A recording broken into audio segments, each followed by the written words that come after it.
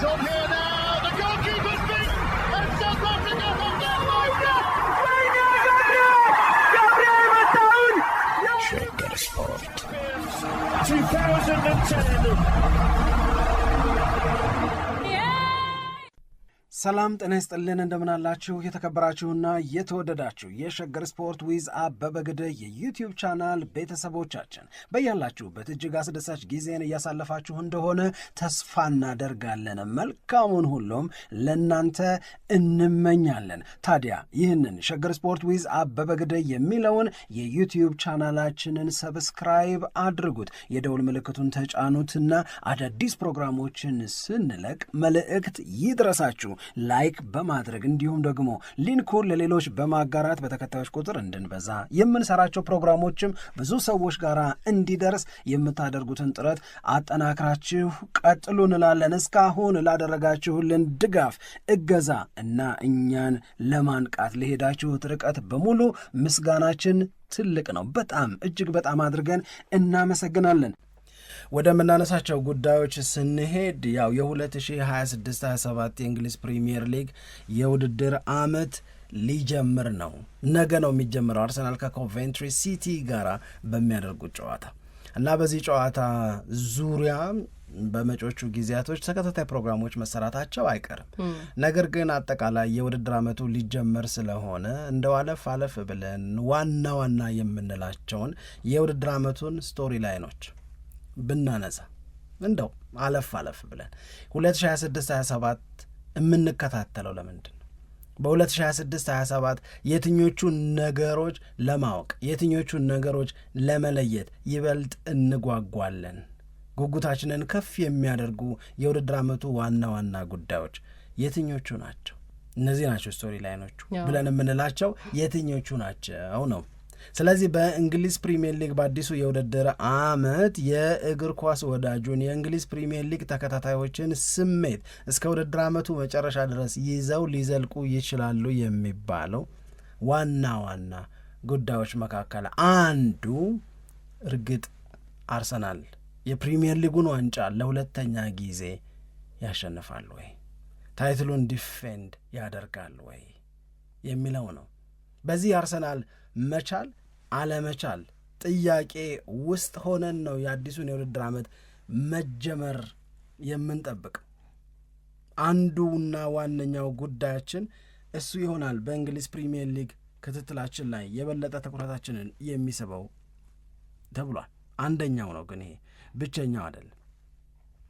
ሁለተኛው ጉዳይ የሚሆነው በእያንዳንዱ ላይ መነጋገራችን የሚቀጥል ሆኖ ሁለተኛው ጉዳይ የሚሆነው ማንቸስተር ዩናይትድ እና ማይክል ካሪክ በ2025-26 የመጨረሻ 17 ጨዋታዎች ላይ የፈጠሩትን ሞመንተም በ2026-27 ፕሪሲዝንን አብረው ካሳለፉ በኋላ የእውነት የምር ያንን ያስቀጥላሉ ወይ?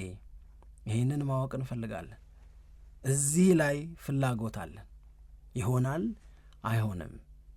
አንተ ካሪክ ጎበዝ ነው ካሪክ የምንልበት ነገር ይፈጠራል አይፈጠርም? ይሄ ካላጓጓን ምንም ሊያጓጓን የሚችል ነገር የለ።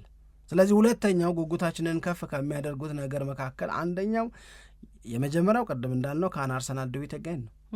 ሁለተኛው የማንቸስተር ዩናይትድ ነው። ሶስተኛው የማንቸስተር ሲቲ ህይወት ያለ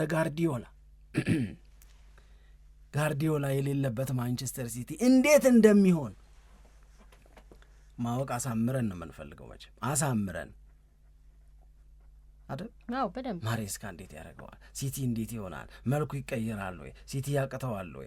ማንቸስተር ሲቲ ሲንገራገጭ ሲያቅተው ወደኋላ ሲመለስ እናይና የጋርዲዮላ ዋጋና ክብር የበለጠ ይገለጣል ወይ የሚለውን ማወቅ እንፈልጋለን። አንደኛው ነገር እሱ ነው። በጣም ከፍተኛ የሚባል ገንዘብ ወጥቶባቸው አዳዲስ ቡድኖችን የተቀላቀሉ የመሃል ሜዳ ተጫዋቾች አሉ። እነዚህ ሚድፊልደሮች በትልቅ ገንዘብ ከአንድ ክለብ ወጥተው ወደ ሌላ ክለብ የተቀላቀሉት የወጣባቸውን ወጪ የሚመጥን ነገር ማሳየት ይችላሉ ወይስ ተበላ እገሌ ተሸወድ ምንልበት ነገር ይሆናል ወይ? ከዛ ውጪ በጣም ትልልቅ የሚባሉት ክለቦችም የተሳተፉበት የአሰልጣኞች ቅያሪ የበዛበት ከአዳዲስ አሰልጣኞች ጋር ትልልቆቹም ክለቦች የሚቀርቡበት የውድድር ዓመት ነው። ስለዚህ ይሄ የአሰልጣኝ አብዮት ማናጀሪያል ሪቮሉሽን የምንለው ለማንን ከፍ ያለ ዋጋ ያስገኛል? ማንንስ ያኮስሳል? ለማን ይቀነዋል? ለማን ወየው ይሆናል? ይህም ከጥያቄያችን መካከል አንዱ ነው። በእርግጥ ቀደም ብለን ስለተነጋገርንበት አንመለስበትም እንጂ የፕሪሚየር ሊጉ ኮከብ ግብ አግቢነት ፉክክር ትኩረታችንን ከሚስቡት ነገሮች መካከል አንዱ ይሆናል። ሌላው ማንቸስተር ዩናይትድ ዘንድሮ በአውሮፓ ቻምፒዮንስ ሊግ አለበት። ወደ አውሮፓ ቻምፒዮንስ ሊግ መመለስ ማንቸስተር ዩናይትድን ይጎዳዋል ወይስ ሌላ ጥንካሬውን የሚገልጥበት መልካም አጋጣሚ ይሆንለታል? ምክንያቱም በ2025/26 በሳምንት አንዴ የተጫወተ የምትል ነገር ነበረች። አሁን በሳምንት አንዴ መጫወት የሚባል ነገር የለም። ምክንያቱም ፕሪሚየር ሊግ፣ ካራባኦ ካፕ፣ ኤፍኤ ካፕ እንደገና ደግሞ ቻምፒዮንስ ሊግ አለ። ቻምፒዮንስ ሊግ የሊግ ፌዙ ብቻ 8 ጨዋታ ይጨምርበታል ማንቸስተር ዩናይትድ ላይ። ይሄ የዩናይትድን የውድድር ዓመት ምን ያህል ይፈትነዋል የሚለውን የምናይበት ነው። በአንጻሩ ቼልሲ በአውሮፓ ቻምፒዮንስ ሊግ ላይ የለበትም። አምና ለማንቸስተር ዩናይትድ ስንል የነበረውን ከቻምፒዮንስ ሊግ ውጪ መሆን ይፈጥርለታል የተባለው መልካም አጋጣሚ ለቼልሲ ሲፈጠርለት ስናያለን ወይ? ጥያቄዎች ነፍ ናቸው። በጣም ብዙ ናቸው። በጣም ብዙ ናቸው። ብዙ ማወቅ ማየት የምንፈልጋቸው ነገሮች አሉ። አሁን ይህንን ሁሉ አዎ፣ እያንዳንዳቸው ግን አንዳንድ ፕሮግራም ይወጣቸዋል አይደል? አሁን እኛ ስስት የለብንም። ሁለቱን አንድ ላይ ሶስቱን አንድ ላይ ነካ እያረግን ጥሩነቱ በርድ አይ ቪው የሚባል ነገር አለ አይደለ? በወፍ በረር እንደማለት ነው። ልክ ነው። የእንግሊዝ ፕሪሚየር ሊግ አዳዲስ የውድድር ዓመት በተጀመረ ቁጥር እንደነዚህ አይነት ትልልቅ የስቶሪ ላይኖች አሉ ሁል ጊዜ። በጣም አሪፍ የሚያደርገውም የሚመስለኝ ይሄ ነው እና በዘንድሮም አሁን አንተ የጠቀስካቸው እንደገና ደግሞ ሌሎችም አሁን ለምሳሌ አስቶን ቪላ፣ ኒውካስትል ዩናይትድ፣ ቶትናም እያከናወነ የሚገኘው ዝውውርና ቀጣይ ያደርጋቸዋል ተብሎ የሚጠበቁ ዝውውሮች እንዴ ቶትናም ምን አስቦ ነው የሚል ጥያቄ እንድታነሳ ያደርጋልና አሁን ራሱ ሳቪን የሆነና ማርሙሽን ከሲቲ ሊወስድ ነው እንደዛ ተብሏል። ይሄንን ስታስብ ምን አይነት የውድድር ዓመት ነው የሚያሳልፈው ቶትናም ከደዘርቤ ጋር የሚለው ጥያቄ በአእምሯችን መፈጠሩ የቶትናምን ጨዋታ መጠበቃችን አይቀርም መቼም። ኒውካስትልንና አስቶን ቪላን ደግሞ ስናይ ዋና የሚባሉ ተጫዋቾቻቸውን ያጡበት የውድድር ዓመት ነው የሚሆነው እና በነዛ ምትክ እያስፈረሟቸው የሚገኙ ተጫዋቾችም ደግሞ ያን ያክል አውትሻይን የሚያደርጉ ናቸው ወይ? እና ኒውካስትል አሁንም በሚመጣው የውድድር ዓመት ላይ ላለመውረድ ሊጫወት ነው።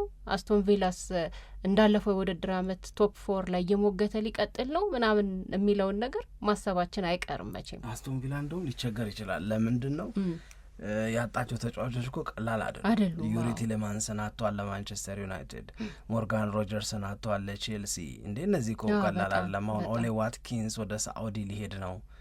በቃ ይሁን አለ 3-4 ሪጀክት ካደረገ በኋላ ነው በቃ ይሁን አሁን ኦሌ ዋትኪንስ ራሱ ደስ ይለኛል አለ በቃ። እና እንደውም እዚህ አትሌቲክ ላይ በጣም የሚገርም ርዕስ ሰጥቶት አስገራሚ ነው። ከአስቶን ቪላ ወደ ሳኡዲ እንደዚህ አይነት ነገሮች ቻምፒዮንስ ሊግን ትተሽ ሳኡዲ መሄድ መፈለግ ምናምን አያስገርማችሁም ወይ ብሎ ጥያቄ እየጠየቀና ያለው እና እንዳልሽው በጣም ብዙ ልንከታተላቸው የሚገቡ ጉዳዮች አሉ። ትኩረታችንን የሚስቡ እስከ ውድድር ዓመቱ መጨረሻ ድረስ የሚያዘልቁን አንድ ብለን እንጀምረው ግድ የለሽ። እሺ ከአርሰናል እንጀምረው። የእንግሊዝ ፕሪሚየር ሊግ ዋንጫን በድጋሚ ያሸንፋል? እኔ ያሸንፋል ነው የምለው። ምክንያቱም አርሰናል የፕሪሚየር ሊጉን ዋንጫ እንዲያሸንፍ የሚያደርጉ በጣም ብዙ እና ከሌሎቹ ክለቦች የተሻለ እድል ያለው መሆኑን የሚያሳዩ ብዙ ምክንያቶች አሉ። አንደኛ ማንሳት የምንችላቸው ነገሮች ናቸው። አሁን የተለያዩ ግምቶች የውድድር አመቱ ከመጀመሩ በፊትም እኮ ይደረጋሉ። አሁን ልክ እንደ አንድ ስፖርታዊ ትንታኔ ባለሙያ ኤአይ ራሱ ፕሪዲክሽን እንዲያስቀምጥ ይደረጋል በጨዋታዎች ላይ እንደገና አሁን የውድድር አመቱ ከመጀመሩ በፊት ማን ሻምፒዮን ይሆናል በሚለው ላይ እና ቢቢሲም ላይ በወጣው መረጃ መሰረት የቢቢሲ የትንታኔ ባለሙያዎች ያስቀመጡትን ግምትም ሳይ ነበር። አብዛኛዎቹ አርሰናል ይህንን የውድድር አመት ያሸንፋል፣ ዋንጫ ያነሳል የሚል ግምት አላቸው። ኤአይም በዛው ልክ ነው አርሰናል ያሸንፋል የሚል ግምት አለው። ግን ይሄ ዝም ብሎ ባለፈው የውድድር አመት ሻምፒዮን ስለሆነ ብቻ የተሰጠ ግምት ነው ብሎ መናገር በጣም ያስቸግራል። ይሄንን የምልበት ዋነኛው ምክንያት አርሰናል ሻምፒዮን ከሆነ በኋላ ምን አይነት ስራዎች ተሰሩ፣ አንደኛ ተጫዋቾች ያንን እድል የማግኘት ወይንም ባክ ቱ ባክ ሻምፒዮን የመሆን ፍላጎታቸው ምን ያክል ነው። ይህንን ትላንት በፕሮግራማችንም ላይ ስናነሳ አርቴታ እንደተናገረው በእያንዳንዱ ተጫዋች ላይ ለድጋሜ ድል ያለውን ዝግጁነት እመለከታለሁ ብሎ ተናግሯል። እና ይሄ ተነሳሽነት ወደ አንድ ምዕራፍ ያሸጋግራል ብለን እናምናለን። መቼም በእግር ኳስ ጨዋታ ላይ የሜንታሊቲ ጥንካሬ ወይንም ደግሞ የማሸነፍ ፍላጎት በጣም ከፍ ያለ ሲሆን ይዟቸው የሚመጣቸውን ውጤቶች በተደጋጋሚ ስለተመለከትን እናውቀዋለን። ስለዚህ ይሄ አንድ ትልቅ ፋክተር ነው ብዬ ነው ማስበው። ከዛ ቀጥሎ ደግሞ አርቴታም እንደገና ቡድኑን በድጋሚ ለማጠናከር እየተወሰዱ ያሉ እርምጃዎች ይህንን ነገር እንድታስብ ወይም አርሰናል ድጋሚ ሻምፒዮን ይሆናል ብለህ እንድታስብ የሚያስገድዱ ናቸው። አርቴታ ያው በፕሪሚየር ሊጉ በተደጋጋሚ እንደተናገር ነው በቃ ትልቁ አሰልጣኝ ወይም ረጅም ጊዜ ያሳለፈ አሰልጣኝ ነው። 7 አመት እንደዚህ ሊሆነው ስለሆነ በማሰልጠን ሁሉም ከሱ በታች ናቸው እና ልምድ አለው። ምን ፕሪሚየር ሊጉ እንደሚፈልግ ያውቃል የሚለውን ከሱ በታች ነው የሚሆኑት ሌሎቹ ከልምድ አንጻር የምንመለከተው ከሆነ። ሁለተኛ ደግሞ አሁን ቡድኑን ለማጠናከር እየተወሰዱ ያሉ እርምጃዎችና ቀጥሎ ይደረጋሉ ተብለው የሚጠበቁ ዝውውሮች የበለጠ አርሰናልን ያጠናክራሉ ተብሎ ነው የሚጠበቀው። እኔ እንደውም ሰዎች ተስማምተው አስተያየት ይሰጡበታል ብዬ የማስበው ከፕሪሚየር ሊጉ በላይ አርሰናል አሁን በሚቀጥለው የውድድር አመት ፕሪሚየር ሊጉን ማሸነፍ በቃ እንደ አንድ በቃ ይሆናል ብለህ አይቀሬ ነገር ወስደኸው ግን ሻምፒየንስ ሊግ ላይ ምክንያቱም የተሰሩት ስራዎች ከዛም ከፍ ያለ ነገር እንድጠብቅ የሚያደርጉ ስለሆኑ ማለቴ ነው። እና ብዙ ምክንያቶች አሉ። የተጫዋቾቹ የእርስ በርስ መግባባት እንደ አንድ ትልቅ ምክንያት ሊቆጠር ይችላል እና ብዙ ምክንያቶች መጥቀስ ይቻላል። እና ሰዎችም ደግሞ ተስማምተው የሚናገሩት እና ብዙ ግምቶችንም እንዳየነው ከሆነ በድጋሚ አርሰናል የእንግሊዝ ፕሪሚየር ሊግ ዋንጫን የማንሳት እድሉ ሰፊ ነው በሚለው ላይ ስምምነት ያለ ይመስለኛል። የአርሰናል ቅድመ ግምት ማግኘት ላይ ብዙም ልዩነት መፍጠር የሚቻል አይመስለኝም ተገቢነቱ ስለሚያመዝን። ነገር ግን ግምት ያው ግምት ነው። ግምቱ የሚፋለስበት በጣም ብዙ ምክንያት አለ። ግምቱ ደግሞ የሚጸናበትም በጣም ብዙ ምክንያት ሊኖር ይችላል። አሁን ግምት በሚሰጥበት ጊዜ አሁን ላይ ባለ መነሻ፣ አሁን ላይ ባለ የአርሰናል እውነት፣ አሁን ላይ ባለ የሌሎቹ አርሰናልን በእንግሊዝ ፕሪሚየር ሊግ ዋንጫ ለማንሳት በሚደረግ ፉክክር ይቀናቀኑታል በሚባለው ፉክክር ላይ ያሉበትን እውነት ስታነጻጽረው የአርሰናል ጥንካሬ ጎልቶ ይወጣል። የሌሎቹ ደግሞ ሳሳ ይለብሻል፣ ገናነት ታያለሽ፣ ሂደት የሚፈልግ እንደሆነ ይሰማሻል። ነገር ግን እነዚህን ግምቶች ለመስጠት ምክንያት የሆኑት ነገሮች በሙሉ ስለ አርሰናል የተሰጡትን አስተያየቶች የበለጠ እንድንተማመንባቸው የሚያደርጉ ናቸው። የእውነት ለመናገር ይሄ ማለት አይፋለስም ማለት አይደለም። ይሄ ማለት አት ዘ ኤንድ ኦፍ ዘ ሲዝን ያልነው ይሆናል ማለት ግን አይደለም። ያ ቢሆን ኑሮ በ2025/26 ዋንጫ የሚያነሳው ሊቨርፑል ይሆን ነበረ። ታስታውሱ ከሆነ ልክ አምና በዚህ ጊዜ የፕሪሚየር ሊጉ የመጀመሪያ ዋዜማ ላይ ሆነን በተደጋጋሚ ሲነሳ የነበረው አንዱ ነገር የሊቨርፑል ዋንጫ ማንሳት አይቀሬ ነው። ማን ነው አሁን ሊቨርፑልን የሚያቆመው? የአምናው ሻምፒዮን እንደገና ታይትሉን ዲፌንድ ያደርጋል። አርነ ስሎት በመጀመሪያ የውድድር ዓመታቸው ከየርገን ክሎፕ መንገድ ብዙም ሳይዛነፉ ሊቨርፑልንም በሌላ መንገድ ውስጥ በሌላ መርከብ ውስጥ ሳያሳፍሩ ያንኑ ነገር ሳይበርዙ ይዘው የሄዱበት መንገድ አድናቆት በእውነት የሚገባቸው ናቸው። እውነት ለመናገር የርገን ክሎፕን እንዲህ በቀላሉ እንረሳለን ብለን አላሰብንም ነበር። አሁንማ 400 ምናምን ሚሊዮን ፓውንድ ወጥቶ አዳዲስ ተጫዋቾች ተገዝቶላቸው አቤት ሊቨርፑል አለ አይሽም ሱፐር ኮምፒቲሽንም ምናምን አሉ ብቻ ሁሉም አለ። የሆነውን ደግሞ አየን። ተሟሙቶ እንደምንም ወደ አውሮፓ ቻምፒዮንስ ሊግ የሚያስገባ ውጤት ያመጣ ሆነ። ምን አዛነፈው ሊቨርፑልን ስቲ ወደ ኋላ ሄደሽ ማስታወስ የሚበቃ ይመስለኛል። የተገዙ ተጫዋቾች ሊቨርፑልን በእኔ እምነት ሙሉ አላደረጉትም። በሆነ ቦታ ላይ ምርጥ አድርገውታል፣ በሆነ ቦታ ላይ ስብስቡን ዝም ብለሽ ስታስብ የሚያስፈራ አድርገውታል። ነገር ግን ሊቨርፑል በሁሉም ቦታ ላይ አርሰናል ቤት የነበረውን አይነት ሙሉነት ግን አልነበረውም። አርሰናል በእያንዳንዷ የመጫወቻ ቦታ ላይ የነበረው አማራጭ ከሙሉም በላይ ነው። አርነ ስሎትም ጋርዲዮላም ይቀኑበት የነበረን አርሰናል አይተናል። እያንዳንዱ የመጫወቻ ቦታ ላይ ግብ ጠባቂ ላይ ያሉት ኦፕሽኖች፣ ሴንተር ባክ ላይ ያሉት ኦፕሽኖች፣ ፉል ባክ ላይ ያሉት ኦፕሽኖች፣ ሚድፊልዱ ላይ፣ መስመር ላይ፣ ማጥቃት ላይ የነበሩት አማራጮች በሙሉ እንዲህ ነው ከሆነ ያቀር መቀማጣል እስኪባል ድረስ ለአርቴታ አሪፍ ሆኖለታል።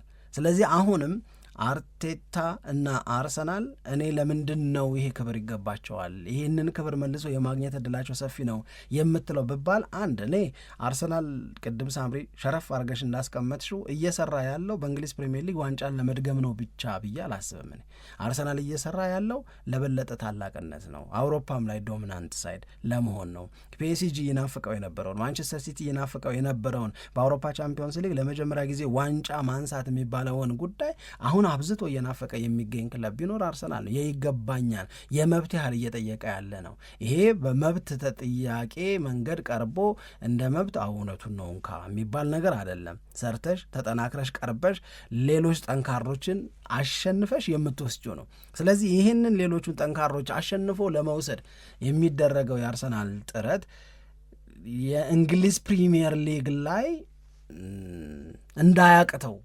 ያደርጋል ብዬ አምናለሁ። ዝግጅቱ እዚህ አካባቢ ብቻ አይደለም፣ ዝግጅቱ ወጣም ብሎ ነው። እንዴት ነው ባክ እየተሰራ ያለው ለምትዩ ለሪያል ማድሪድም ነው ዝግጅቱ፣ ለፒኤስጂም ጭምር ነው ዝግጅቱ፣ ለነ ባርሴሎና ባየር ሚዩኒክም ጭምር ነው። እዚህ በብዙ ለውጥ ውስጥ እያለፉ ላሉ የእንግሊዝ ፕሪሚየር ሊግ ክለቦች ብቻ አይደለም። ስለዚህ ይሄ የአርሰናል ዋንጫን የማሸነፍ ነገር አምነን እንድንቀበለው ሊያደርግ ይችላል እላለሁ። አንደኛው። ሁለተኛው አርሰናል በአንድ ጊዜ የፈካ አይደለም። አርሰናል የፕሮሰስ ውጤት ስትሆኝ ደግሞ ቶሎ አትከሽፊ። ይሄ በአንድ ጊዜ ጠርቀም ማድረገሽ ከዚህም ከዛም አምጠተሽ ምናምን አይደል። አርሰናል የፕሪሚየር ሊጉን ዋንጫ ከ22 ዓመት በኋላ ከማሸነፉ በፊት 3 ሁለተኛ ወጥቷል።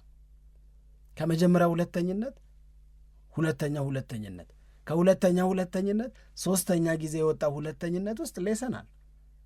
ሊቨርፑል እንዴት ቀደመኝ፣ ሲቲ እንዴት ቀደመኝ፣ እኔ ምንድነው የጎደለኝን እንዴት ላድርግ እያለ እየተማረ እየጨመረ እየገነባ የመጣ እና ደጋግመው ጆሽ ክሮንኬም አርቴታም አንድሪያ ቤርታም የአርሰናል ሌሎች ሰዎችም እንደሚናገሩት ዳይናስቲ ነው። የአርሰናል ዳይናስቲ መምጣት መቻል አለበት። ይሄ ማለት ነው ፎር ዘ ካሚንግ ይርስ ኦር ዲኬድ በደንብ ዶሚኔት የሚያደርግ መሆን አለበት አርሰናል ነው።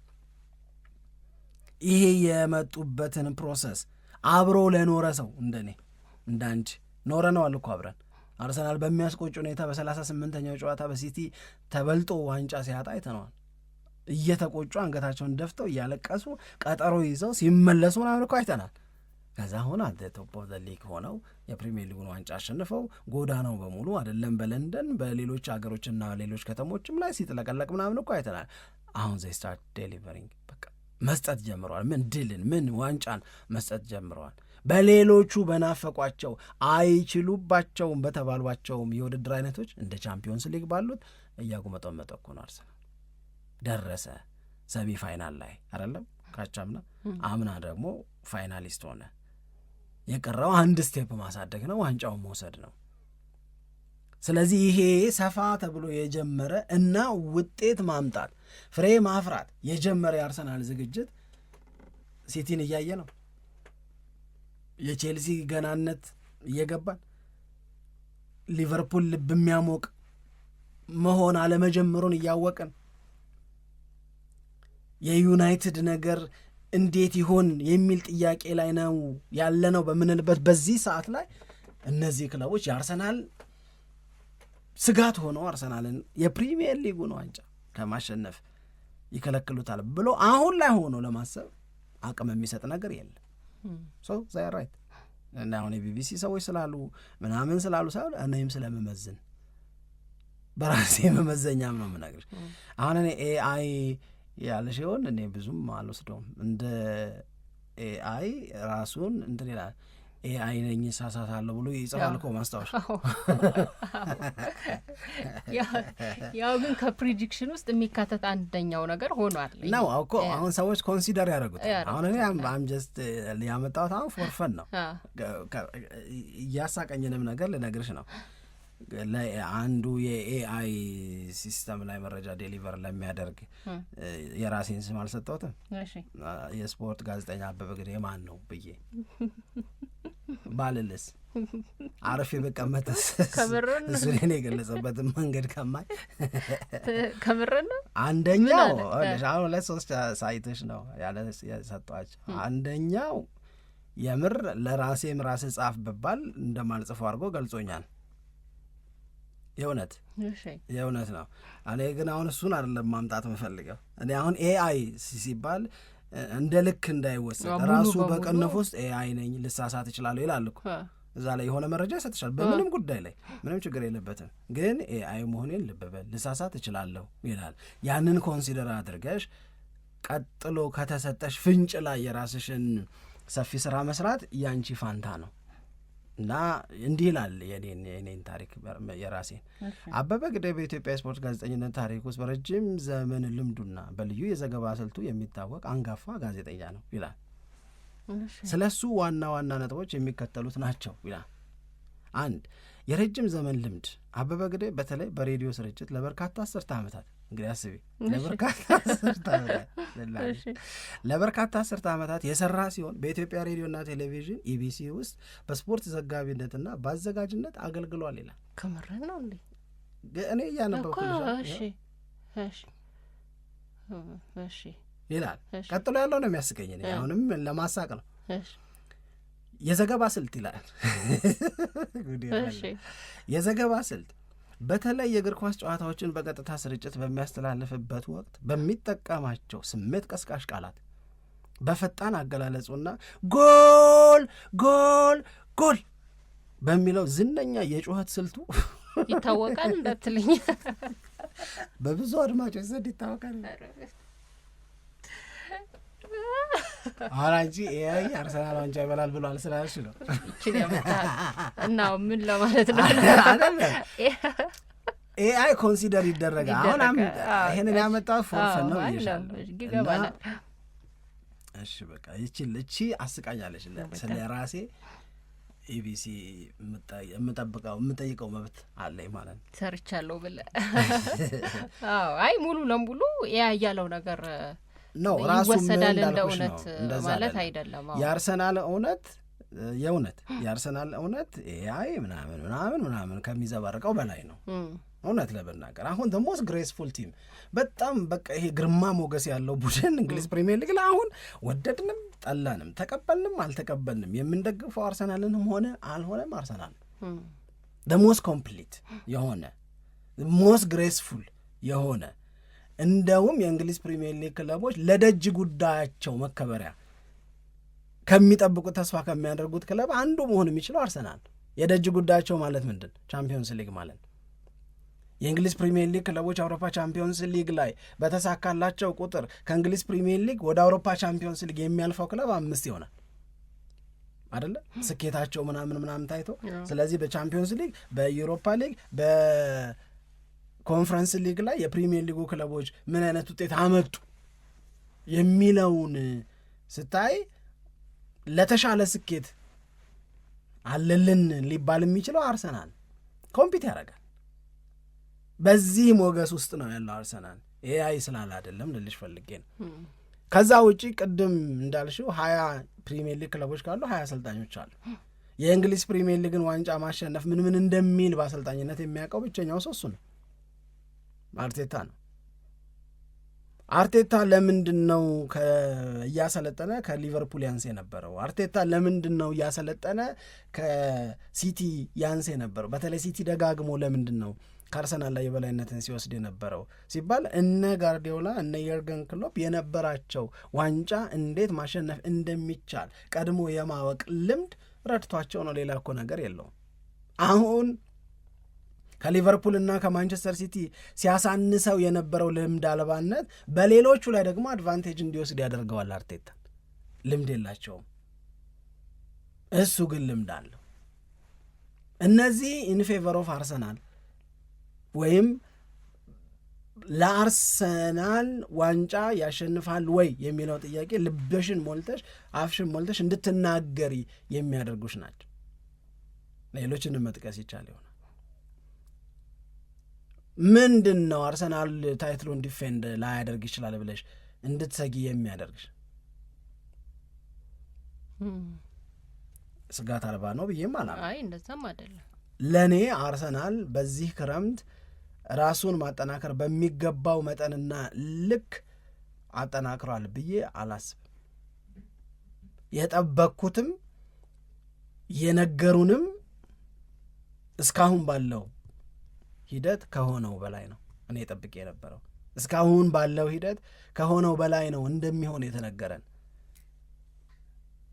የነካኳቸው ስሞች፣ የጠራሯቸው ስሞች፣ ስትሮንግ ፍላጎት አለው ምናምን የተባለባቸው ተጫዋቾች የአርሰናል ሆነው ማየት ነበረብን። እስካሁን የቪኒ ጉዳይ በጣም ከባድ ሊሆን ይችላል። በኋላ እንዴት ቪኒሺየስ ጁኒየር ሪያል ማድሪድ ቤት ለመቆየት እንዲወስን እንዳደረግኩት ብታቁ ብለው ሞሪኖ የተናገሩትን ነገር ልነግር ይችላል። ግን ቪኒ እንኳን ከባድ ነው ብንል እነ ሞርጋን ሮጀርስ ሊያመልጧቸው አይገባም ነበረ ብዬ ነው ማምነው። አሁንም የአርሰናል ስብስብ ለፕሪሚየር ሊግ ከሆነ የምናወራው በዛ ተገድበን ከሆነ አስተያየት የምንሰጠው አያንስም። ነገር ግን እኔ አርሰናል ሞር በቻምፒዮንስ ሊጉም ላይ ኮምፒት ማድረግ መቻል አለበት። በቻምፒዮንስ ሊግም ላይ የመጀመሪያ ታይትሉን ማሸነፍ አለበት። ያንን ለማድረግ በጣም ዘግይቷል ብዬ ነው ማስበው። አርሰናል ብለሽ ስታስቢ እና አርሰናል በቻምፒዮንስ ሊግ ዋንጫ እኮ አሸንፎ አያውቅም ከሚለው ጋር የማሄድብኝ በጣም ብዙ ነገር ስላለ ማለት ነው። ስለዚህ ትራንስፈር ላይ የአርሰናል ነገር እንትን ይላል ነው። ትራንስፈር ሲባል እኔ አሁንም የሚሸኙ ተጫዋቾች ይሸኛሉ አይሸኙም አላውቅም። ማርቲኔሊን አቆያለሁ ነው የሚለው አርቴታ አንድሪያ ቤርታ፣ ወይስ ማርቲኔሊ ተሸኝ ነው? ማርቲኔሊ የሚቆይ ከሆነ በኮሚዩኒቲ ሽልድ ጨዋታ ከአጠቃላይ ከስብስቡ ውጪ ለምንድን ነው የሚደረገው? ዋዳዜት ሚል ለሱ ምን ማለት ነው የሚሆነው? እንዲህ ከምታረቂው ተጫዋች ነው የተሻለ አገልግሎት በአዲሱ የውድድር ዓመት የምትጠብቂው? ወይስ መሻሉን እና መሻሻሉ በደንብ እንዲመጣ የምታበረታችበት ነገር ነው መሆን ያለበት? ስለዚህ የሚሸኙትም ላይ ቶሎ መወሰን፣ የሚቀላቀሉትም ላይ እንደዚሁ ቶሎ መወሰን ያስፈልጋል። ትላንትና የኮንሳ ዝውውር ሊጠናቀቅ ከቪላ ጋር ስምምነት ላይ ተደረሰ ከተባለ በኋላ ሲወጣ የነበረው አንደኛው መረጃ እኔ አላስደሰተኝም። ምክንያቱም ያ መረጃ የሚለው የኮንሳ ዝውውር ምናልባት ለዚህ ክረምት ለአርሰናል የመጨረሻው ዝውውር ሊሆን ይችላል ነው። ስለዚህ በዞሊስ ነው የምትቀጥለው እያለ ያው ዞሊስ ያው መጥፎ ተጫዋች ነው ለማለት ሳይሆን ግን ከአርሰናል ወቅታዊ የቡድን ግንባታ አንጻር እንደገና ፕላን እያደረገ ከሚገኘው ሁኔታ አንጻር ስትመለከተው አንድ ሌላ በዛ መስመር ላይ የሚጫወት ተጫዋች እንደሚያስፈልግ ምንም ጥርጥር የለውም። ምናልባት ከዚህ በኋላ የሚደረጉ ፊርማዎች ካሉ ያ የበለጠ አርሰናልን ሚዛኑን የጠበቀ ቡድን በማድረግ በኩል በጣም የተሻለ ሊያደርገው ይችላል። አሁን የመሀል ክፍሉ ስትመለከተው በጣም የተትረፈረፈ ተጫዋች ያለበት ነው። የተከላካይ መስመሩንም ስትመለከተው እንደዛ እና የኋላ መስመር የመሀል ላይ ይህንን አይነት በጣም የተሟላ ነገር ይዞ የፊት መስመሩ ላይ ደግሞ እንዲህ አይነት ክፍተት የሚፈጠር ከሆነ አሁን በጣም አስቸጋሪ ይሆናል። እኔም አንድ ስጋት ብዬ የምናገረው ነገር አርሰናል እንደ ባለፈው የውድድር ዓመት ያንን አጨዋወት ይዞ ለመምጣት የሚሞክር ከሆነ ዋጋ ሊከፍል ይችላል ብዬ ነው ማስበው። እንደውም ትላንትና የኮንሳ ዝውውር አንድ ስለ አርቴታ አስተላለፈ የተባለው ነገር አርቴታ በኋላ መስመር ላይ ለሚኖር ክፍተት ምንም ጊዜ አይሰጥም ማለት ነው። አሁን በጣም የሚያሳስብ ትዕግስት አልባ ነው ማለት ነው። ምክንያቱም ምንም ያን ያክል የሚያሳስብ ነገር ነው ብለን ለመናገር አስቸግሮን ነበራል። የሳሊባ ተጎድቷል፣ ይመለሳል። ያስከሚመለስ ግን ያንን ቦታ በአግባቡ መሸፈን የሚችሉ ተጫዋቾች አሉ። ያንን ነው ምናምነው። ደግሞ የአርሰናል ተጫዋቾችንም ስታይ ያንን ነገር ማድረግ እንደሚችሉ እምነት ተጠልባቸዋል።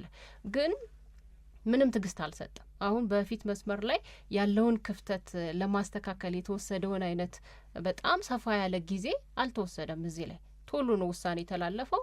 ከዛ የሚፈለገውን ሌሎቹም ክለቦች የሚፈልጉትን ጥሩ አገልግሎት መስጠት የሚችለውን ኮንሳን ነው ወደ አርሰናል ለማምጣት ነገሮች በሙሉ ተጠናቀዋል የተባለው። ስለዚህ አንድ የሚያስተላልፈው ነገር አርቴታ በቃ እዛ ላይ ትዕግስት አልባ ነው የኋላ መስመር ላይ ያለውን ነገር የሚል ነው። እና እንደዛ ከሆነ ደግሞ ባለፈው የውድድር አመት በጣም አርሰናልን ከተቸንባቸው ነገሮች መካከል አንደኛው ተከላክሎ መጫወት ላይ ሚዛን የደፋ አጫወት መከተሉ ነው። ያንን ስናይ ነበር እና ያንን አጫወት በመምረጡም የተነሳ ደግሞ ዋጋ የከፈለባቸው አጋጣሚዎች አሉ። እንዲህንን ጨዋታ እኮ አርሰናል ማሸነፍ ይችል ነበር። ለምንድን ነው የሚፈራው አርቴታ? ለምንድን ነው ይህንን ነገር የመረጠው? ለምንድን ነው ማያጠቁት የሚል ብዙ ጥያቄ የተነሳበት ነው። ስለዚህ አሁንም እንዲህ አይነት አጫወት የሚከተል ከሆነ አርሰናል እና አርቴታ ይህንን የሚመርጥ ከሆነ በጣም ዋጋ የሚያስከፍሉ አጋጣሚዎች በሚቀጥለው የውድድር አመትም ሊኖሩ ይችላሉ እና የፊት መስመሩ ላይ መጠናከር እና ጎል የሚያስቆጥሩ ተጫዋቾች መኖር አለባቸው። በጣም ያስፈልጋል። እንግዲህ በቪክቶር ዮኬሬሽ እንደዚሁም ደግሞ በካይ ሃቨርትዝ ብቻ የሚመራ የፊት መስመር ለእንግሊዝ ፕሪሚየር ሊግ ሊያስቸግረው ይችል ይሆናል። ነገር ግን ለአውሮፓ ቻምፒዮንስ ሊግ ዋንጫ ማሸነፍ ላላቸው ፍላጎት በቂና አስተማማኝ ነው ወይ የሚለው ላይ ግን ስጋት ላይ የሚጥል ነው። ከዛ ውጭ ግን ትላንትና በስፋት ስንሄድበት የነበረው የአርሰናል ፍላጎት የዓለማችን ምርጡ ክለብ መሆን ነው አይደለም? እዛ ላይ እየሰራን ነው ብሎ ፎክሯል አርቴታም ራሱ። ስለዚህ የዓለማችን ምርጡ ክለብ ተርታ ስንሄድ አንደኛ ሪያል ማድሪድ፣ ሁለተኛ ባርሴሎና፣ ሶስተኛ ማንቸስተር ዩናይትድ ነው የሚለው ዓለም የሰጠላቸው ምስክር ነው። ይህንን ከግምት ውስጥ ስታስገቢ ባርሴሎና ለምን ሁለተኛ ሆነ የሚለው ላይ የተቀመጠለት አንደኛው ነገር የፉትቦል አይደንቲቲ ነው። አሁን አርሰናል ይህን ሁሉ ደጋፊ ለምን አፈራ? ወይም የአርሰናል ደጋፊ የሆኑ ሰዎች ለምንድን ነው አርሰናል ከሌሎቹ ክለቦች ይልቅ መርጣችሁ የአርሰናል ደጋፊ የሆናችሁት ብትያቸው፣ እኔ ኳሱ በጣም ደስ ይለኛል፣ ፍሎ ደስ ይለኛል፣ ማጥቃት ላይ በጣም ገብቶሃል ምናምን ብለው አስተያየት ሰጡ። አሁን አምና ያ ኮምፕሮማይዝ ተደርገዋል። በሚታይ መጠን አርሰናልን አልመስል ብሎ ቀርቧል። ግን ኦልሞስት ሁላችንም ኢሶኬ ብለናል። ለምንድን ነው ኢሶኬ ያልነው? ማሸነፍ መቅደም መቻል አለበት። ማሸነፍ መቅደም መቻል አለበት ካልን በኋላ ኦኬ አሸነፈ እና ያንን ይደጋግመው ወይ ብራንዱን የሚታወቅበትን መለያውን የራሱን አይዴንቲቲ ትቶ ዋናው ማሸነፍ ነው እያለ ይቀጥል ወይስ ባክቶ አይደንቲቲ ነው መመለስ ያለበት? ወደ ማንነቱ፣ ሰዎች ወደ ወደዱለት፣ ሰዎች ወደ አወቁለት የሱ መለያ እንደሆነ አምነው ወደ ሰጡት ነገር ነው መመለስ ያለበት። ምንድን ነው መሆን ያለበት? እዚህ ላይ ትዕግስት ይኖራል ወይ? እዚህ ላይ ትዕግስት ይኖራል ወይ የሚለው ነገር አይ ቲንክ የእያንዳንዳችን ጥያቄ። በተለይ ደግሞ እነሱ እንደ ትልቅ ጉዳይ ይዘነዋል ያሉት የዓለም ምርጡ ክለብ ደረጃ ላይ አርሰናልን ማድረስ ከሆነ ይሄም አብሮ ሊታሰብበት የሚገባ ነው። አሁንም ግን ስጋት ላይ የሚጥል ነገር ነው ያለው። ምክንያቱም አምና በነበራቸው የማጥቃት አቅም ላይ የጨመሩት በጣም ጥቂት ነው። አንድ አፋችንን ሞልተን ለመመስከር ገና ተጨማሪ ማስረጃ የምንፈልግለትን ዞሊስን ሌላ ምንም የለም። ሁለት ፎርዋርድ ፓሲንግ ላይ ጥሩ ነው የሚባለውን ጉሚያሬሽን ሚድፊልዱ ላይ መጨመራቸው ነው። ሌላው ባለበት ነው። ስጋት ከሆነ ይሄም እንደ ስጋት ሊነሳ ይችላል። ግን አርሰናል ዋንጫውን በድጋሚ ያሸንፋል ብሎ ለመተማመን በእኔ እምነት ከበቂ በላይ ምክንያት አለ ከኤአይ ውጭ። እሺ ለማንኛውም በዚህ የውድድር አመት ከምንመለከታቸው ወይንም ለመመልከት በጣም ከምንፈልጋቸው ነገሮች መካከል አንደኛው አርሰናል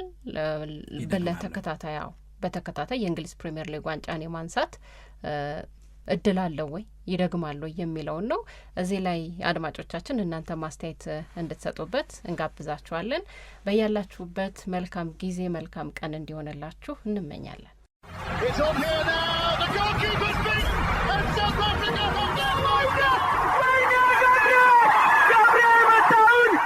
Shake Sport 2010